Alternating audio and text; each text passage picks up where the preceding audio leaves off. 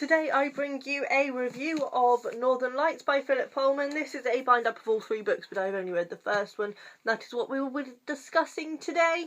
I have tried to read this a lot of times in my life. When I was very young, my brother, he was a few years older than me, and he had this book and loved it. And every now and again, this must have been when I was literally under 10, I would say. Every now and again I would pick it up and try and read it, and every time I would read the first scene where they're sort of preparing for a meal and a visitor, and then I would just get completely bored and not be able to follow what was going on, and just it lost my attention. So as an adult I sort of had it in the back of my mind that I was going to try again one day to read them, and not being overly excited, thinking that it was just going to be quite slow and I wasn't going to love it. I was wrong. I loved it.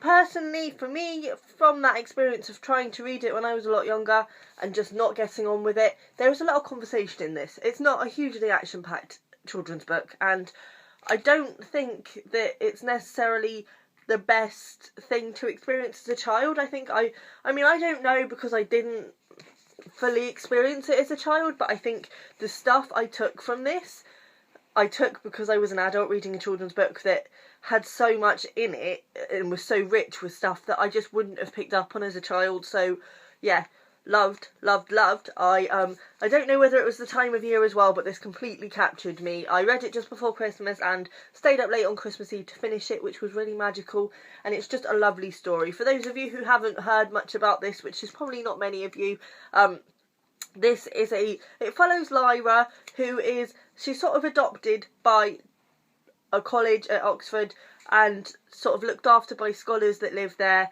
and this is in a sort of, it's an alternate kind of world where every human being has a demon, and the demon is a sort of type of animal, which it can change types of animal when you were a child, and then when you reach puberty and you sort of discover who you are, your demon settles on one form.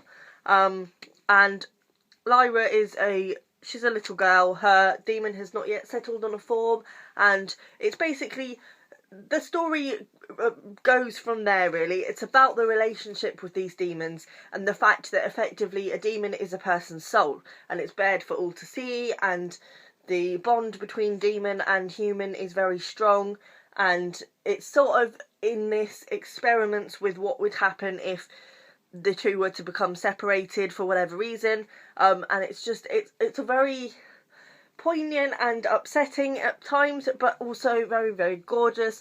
I don't know why this quite struck the chord with me that it did, but I think the subject matter was just so on point for me. I've actually been writing a story recently about the idea of people who have lost their facial features through a form of therapy that is trying to sort of take them back to bare basics and get them rid of the idea of self. And I think this is very much along the same theme as that, and it's just absolutely stunning and just a wonderful, wonderful, magical book, and I cannot wait to read the other two.